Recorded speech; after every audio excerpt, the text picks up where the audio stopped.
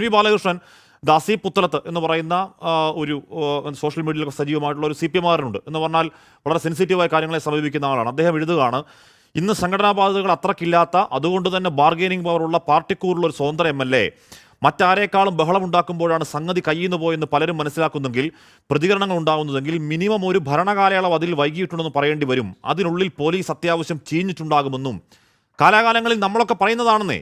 നമ്മളൊക്കെ ഈ പോലീസിൻ്റെ പോക്കിത് സർക്കാരിനെ ജനത്തെ കൊണ്ട് തെറിവിളിപ്പിക്കാനുള്ള സൈക്കോളജിക്കൽ മൂവ് ആണെന്ന് പറയുമ്പോൾ നമ്മളെ മാപ്രയാക്കും, വേട്ടയാടും. പോട്ടെ, NV ബാലകൃഷ്ണൻ, നമ്മൾ ഇന്ന് കേട്ട കോൺസ്പിറസി തിയറികളിൽ ഒന്ന്, മുഖ്യമന്ത്രി പിണറായി വിജയനും മുകളിലായി അതീതമായി വളർന്നിരിക്കുന്നു ശശി, അജിത്ത്, പിന്നെ ഈ പറയുന്ന ആരെന്നറിയാത്ത മറ്റൊരു അധമ സംഘം, ഈ പറയുന്ന എന്താണ് പവർ സെൻറ്റർ, അല്ലെന്നുണ്ടെങ്കിൽ ഈ പറയുന്ന കാർട്ടൽ.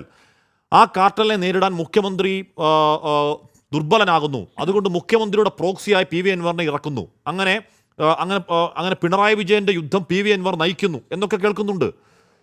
അതിൽ കഥയുണ്ടോ? രാഷ്ട്രീയമായ അൻവറിന്റെ ധൈര്യം എന്താണ്? ഇപ്പോൾ ഇൻ എഫക്റ്റ് മുഖ്യമന്ത്രിക്കെതിരെയാണ് ഡയറക്റ്റ് വെടി അൻവർ വെക്കുന്നത്, അല്ലേ ശ്രീ NV ബാലകൃഷ്ണൻ? അതെ, PV അൻവർ വെടിയുതിർക്കുന്നത് മുഖ്യമന്ത്രിക്ക് നേരെ തന്നെയാണ്. അത് മനസ്സിലാക്കുന്നതിന് വലിയ ആ നിലയിലുള്ള ചിന്തയൊന്നും ആവശ്യമില്ല. കാര്യങ്ങൾ മനസ്സിലാക്കുന്ന ആർക്കും അറിയാം മുഖ്യമന്ത്രിക്ക് നേരെയാണ് ഈ വെടിവെക്കുന്നതെന്ന്. ഈ നേരത്തെ സൂചിപ്പിച്ച ADGP-യും അതുപോലെ തന്നെ P ശശിയും ഒക്കെ ചേർന്നിട്ടുള്ള ഈ സംഘം, ഈ കാർട്ടൽ എന്ന് പറയുന്നത് മുഖ്യമന്ത്രിക്ക് മേലെ വളർന്നു എന്നാണല്ലോ ഇവർ ആക്ഷേപിക്കുന്നത്. മുഖ്യമന്ത്രിക്ക് മേലെ വളർന്നു എന്ന് അങ്ങനെയാണ് എടുക്കേണ്ടതെങ്കിൽ എന്തുകൊണ്ട് മുഖ്യമന്ത്രിക്ക് മേലെ വളരുന്നു എന്ന് നമുക്ക് ചോദിക്കാലോ. കാരണം അധികാരമുള്ളത് മുഖ്യമന്ത്രിയുടെ കൈവശമാണ്. ആഭ്യന്തര വകുപ്പ് മന്ത്രി അദ്ദേഹമാണ്. തൻ്റെ നിലപാടുകൾക്ക്, ഇടതുപക്ഷ ജനാധിപത്യ മുന്നണി സർക്കാരിൻ്റെ നിലപാടുകൾക്ക് എതിരായി അത് P ശശി ആയിരുന്നാലും ശരി, ADGP അജിത് കുമാർ ആയിരുന്നാലും ശരി, വളരുന്നുണ്ടെങ്കിൽ അതിന് നടപടിയെടുക്കാനുള്ള അധികാരമാണല്ലോ കേരളത്തിലെ ജനത പിണറായി വിജയന്റെ കൈവശം ഏൽപ്പിച്ചിട്ടുള്ളത്. അതിനെയല്ലേ നമ്മൾ ജനാധിപത്യ സംവിധാനം, പാർലമെന്ററി ജനാധിപത്യ സംവിധാനം എന്ന് പറയുന്നത്. അല്ലെങ്കിൽ ADGP അജിത് കുമാറിനെയോ അല്ലെങ്കിൽ ഏതെങ്കിലും ചീഫ് സെക്രട്ടറിയോ അധികാരം ഏൽപ്പിച്ചിട്ട് ഇവർക്കൊക്കെ വീട്ടിൽ പോയിരിക്കാമല്ലോ. അങ്ങനെ ചെയ്യാതിരിക്കുന്നത് എന്തുകൊണ്ടാണ്? ഒരു ജനങ്ങൾ അധികാരം ഏൽപ്പിക്കുന്ന ജനപ്രതിനിധിയാണ്. അങ്ങനെ കേരളത്തിന്റെ മുഖ്യമന്ത്രിയായി വന്ന ആളാണ് പിണറായി വിജയൻ. സ്വാഭാവികമായും അദ്ദേഹം ഒരു കാര്യം മനസ്സിലാക്കുകയാണ്, ഈ ADGP-യും അതുപോലെ P ശശിയും ഒക്കെ തൻ്റെ തലയ്ക്ക് മേലെ വളർന്ന് ഒരുപാട് വൃത്തികേടുകൾ ചെയ്യുകയാണ് എന്ന് അദ്ദേഹം തിരിച്ചറിഞ്ഞാൽ അദ്ദേഹം അതിന് പരിഹരിക്കുന്നത് PV അൻവർ എന്ന് പറയുന്ന വേറൊരു MLA കൂട്ടുപിടിച്ചിട്ടാണെന്ന് പറഞ്ഞ് എന്തൊരു അസംബന്ധമാണ് ഈ പറഞ്ഞുകൊണ്ടിരിക്കുന്നത്. കാര്യം ഇതാണ്, അദ്ദേഹത്തിന് PV അൻവറിനെതിരായിട്ടോ P ശശിക്കെതിരായിട്ടോ ADGP-ക്കെതിരായിട്ടോ ചെറുവിരലനക്കാൻ പറ്റില്ല. കാരണം അദ്ദേഹം ആ നിലയിൽ തടങ്കലിലാണ്. കാരണം ഇവരൊക്കെ കൂടി ഇത്രയും കാലം സംരക്ഷിച്ചുകൊണ്ടിരുന്നത് പിണറായി വിജയന്റെ താല്പര്യങ്ങളാണ്. അസ്കറൊക്കെ ഒന്ന് ആലോചിച്ച് നോക്കേണ്ട ഒരു കാര്യമുണ്ട്. ഈ കേരളത്തിലെ ആദ്യത്തെ കമ്മ്യൂണിസ്റ്റ് മുഖ്യമന്ത്രി അല്ല ഈ പിണറായി വിജയൻ എന്ന് പറയുന്ന മനുഷ്യൻ. നിങ്ങൾ ആലോചിച്ച് നോക്കേണ്ടത്, സഖ VMS കേരളത്തിന്റെ മുഖ്യമന്ത്രി ആയിരുന്നിട്ടുണ്ട്, നായനാർ മുഖ്യമന്ത്രി ആയിരുന്നിട്ടുണ്ട്, VS അച്യുതാനന്ദൻ മുഖ്യമന്ത്രി ആയിരുന്നിട്ടുണ്ട്, CP-യിൽ അച്യുതമേനോൻ മുഖ്യമന്ത്രി ആയിരുന്നിട്ടുണ്ട്, PKV കുറച്ചു കാലത്തേക്കാണെങ്കിൽ മുഖ്യമന്ത്രി ആയിരുന്നിട്ടുണ്ട്. അങ്ങനെ കേരളത്തിൽ കമ്മ്യൂണിസ്റ്റ് മുഖ്യമന്ത്രിമാരുണ്ടായിരുന്നിട്ടുണ്ട്. പക്ഷേ നിങ്ങൾ ആരെങ്കിലും ഈ PV അൻവറെ പോലെ ഇങ്ങനെ പരസ്യമായി നിലപാടെടുത്ത് ആകെ ചളുമ്പാക്കിയിട്ടാണ്, ആകെ ചവിട്ടി കുഴച്ചിട്ടാണ്, ഒരു കമ്മ്യൂണിസ്റ്റ് പാർട്ടി എന്ന് പറയുന്നതിനെ പോലും തകർത്തിട്ടാണ് ഇങ്ങനെ ഒരു നിലപാട് മുന്നോട്ട് വെക്കുക? നിങ്ങൾ ആരെങ്കിലും കേട്ടിട്ടുണ്ടോ? ഞാൻ ചോദിക്കട്ടെ, കമ്മ്യൂണിസ്റ്റ് പാർട്ടിയെ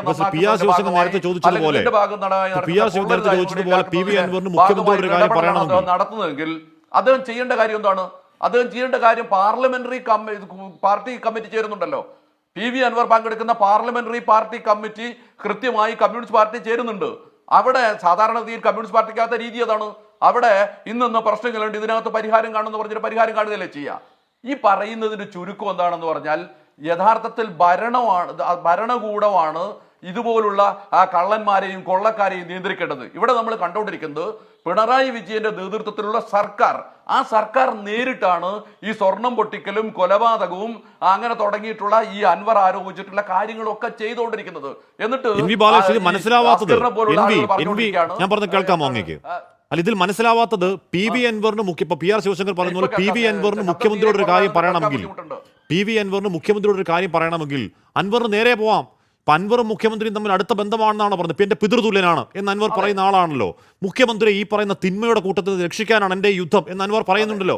മുഖ്യമന്ത്രി നേരിൽ പോയി കാണാം, ഈ പറഞ്ഞ തെളിവടക്കം മുഖ്യമന്ത്രിക്ക് മുന്നിൽ വെക്കാം, അല്ലെങ്കിൽ MV ഗോവിന്ദനെ പോയി കാണാം, പാർട്ടിക്ക് മുന്നിൽ വെക്കാം. ഇത് ഇരുചവി അറിയാതെ ഞാൻ ചോദിച്ചോട്ടെ, എൻ വി ബാലകൃഷ്ണൻ ഒരു സുപ്രഭാതത്തിൽ ഈ പറഞ്ഞ ADGP MR അജിത് കുമാർ ആ പദവിയിൽ നിറക്കി വിട്ടു മുഖ്യമന്ത്രി എന്ന വാർത്ത വന്നാൽ മുഖ്യമന്ത്രിയുടെ മൂക്കെത്തി കളയോ അജിത് കുമാർ?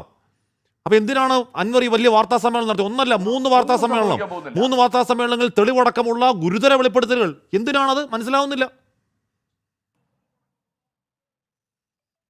അതെ, നിങ്ങൾ ആലോചിക്കേണ്ടത് എങ്ങനെയാണ് ADGP ഈ അജിത് കുമാറിനെ പോലുള്ള MR അജിത് കുമാറിനെ പോലുള്ള ഇങ്ങനെ ഒരു പൊസിഷനിലേക്ക് വളർന്നത് എന്നതാണ് നമ്മൾ ആലോചിച്ച് നോക്കേണ്ടത്.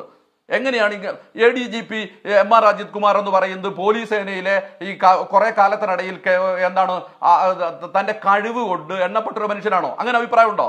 നമ്മൾ ഒരുപാട് പോലീസ് ഉദ്യോഗസ്ഥന്മാരുടെ കഴിവിനെ കുറിച്ച് അവരുടെ പ്രാപ്തിയെ കുറിച്ചൊക്കെ കേൾക്കാറുണ്ട്. അതിന്റെ ഭാഗമായിട്ട് അവർക്ക് സർക്കാരൊക്കെ വലിയ പാരിതോഷികങ്ങൾ കൊടുക്കാറുണ്ട്. ഞാൻ ചോദിക്കുന്നത്, ഈ ADGP MR അജിത് കുമാർ എന്ന് പറയുന്ന മനുഷ്യൻ തന്റെ സർവീസ് റെക്കോർഡ് വെച്ചിട്ട് അദ്ദേഹം ഒരു സത്യസന്ധനായ നല്ല ഉദ്യോഗസ്ഥനാണെന്ന് പറയാൻ പറ്റുമോ? പറ്റില്ലല്ലോ.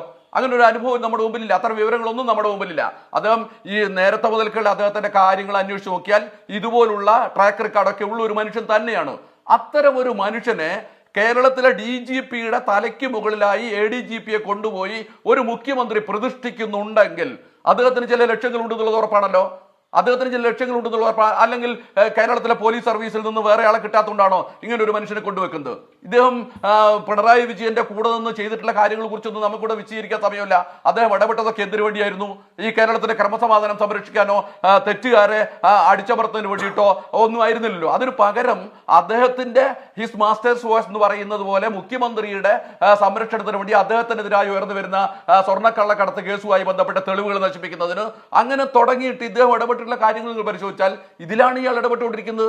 അതിനാണ് മുഖ്യമന്ത്രി ഇയാളെ കൊണ്ടുകിടക്കേണ്ടി വരുന്നത്. മുഖ്യമന്ത്രിക്ക് അത് ആവശ്യമാണ്. നേരത്തെ ഞാൻ പറഞ്ഞ EK നായനാരനോ VS അച്യുതാനന്ദനോ അല്ലെങ്കിൽ EMS നമ്പൂതിരിപ്പാടിനോ അങ്ങനെയുള്ള കേരളത്തിലെ കമ്മ്യൂണിസ്റ്റ് മുഖ്യമന്ത്രിമാർക്ക് ഇത്തരത്തിലുള്ള താല്പര്യങ്ങൾ ഉണ്ടായിരുന്നില്ല. അതുകൊണ്ട് അവർക്ക് സത്യസന്ധമായ ഉദ്യോഗസ്ഥരെ ഉപയോഗിച്ച് സത്യസന്ധമായി ഭരണം നടത്താൻ പറ്റുമായിരുന്നു. പക്ഷേ കേരളത്തിലെ മുഖ്യമന്ത്രി പിണറായി വിജയൻ അത് പറ്റില്ല എന്നതാണ് പ്രശ്നം. നിങ്ങൾ ആലോചിച്ച് നോക്ക്, ഒരു കമ്മ്യൂണിസ്റ്റ് മുഖ്യമന്ത്രിയുടെ പ്രിൻസിപ്പൽ സെക്രട്ടറി സ്വർണ്ണക്കള്ളക്കടത്തുമായി ബന്ധപ്പെട്ട് ജയിലിൽ കിടക്കുക, എന്നിട്ട് മുഖ്യമന്ത്രി പറയാണ് ഞാൻ ഒന്നും അറിയില്ല എന്ന് പറഞ്ഞാൽ എന്താ അർത്ഥം? നിങ്ങൾ ഇതുപോലെ ഓരോ സംഭവം നോക്കൂ. നമ്മുടെ ഭരണസ്ഥിരാ കേന്ദ്രത്തിൽ ഇരിക്കുന്ന ഉദ്യോഗസ്ഥന്മാരെ നിങ്ങൾ പരിശോധിക്കുക.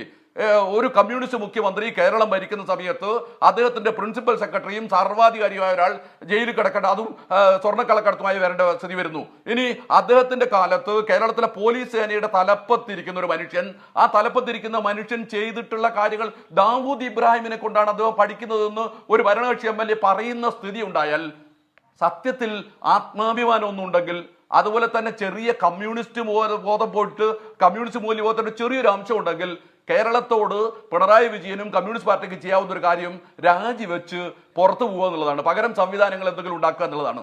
അല്ലാതെ ഇതുപോലെ ചവിട്ടി ചളിയാക്കി ചളുമ്പാക്കിയിട്ട് ഒരു പാർട്ടിയെ അതുമായി ബന്ധപ്പെട്ട അതിന്റെ മഹത്തായ ലക്ഷ്യങ്ങളെ അതിനുവേണ്ടി പണിയെടുത്ത നൂറുകണക്കിന് രക്തസാക്ഷികളെ ഒക്കെ ഇങ്ങനെ വിറ്റ് തിന്നുന്ന നിലയിലേക്ക് ഒരു സംവിധാനത്തെ അധപ്പതിപ്പിക്കുന്നത്, അത് നശിപ്പിച്ചുകൊണ്ടിരിക്കുന്നത് സത്യത്തിൽ ചരിത്രത്തോട് തന്നെ നമ്മൾ ചെയ്യുന്ന ഒരു വലിയൊരു പാതമാണ്. അത്തരത്തിലുള്ളവർ തിരിച്ചറിയേണ്ടത്. അദ്ദേഹത്തിന് ഞാൻ സത്യത്തിൽ അദ്ദേഹത്തിന്റെ കാര്യത്തിലൊക്കെ വലിയ സങ്കടം തോന്നുന്നുണ്ട്. എന്തൊരു കഷ്ടപ്പെട്ടാണ് അദ്ദേഹം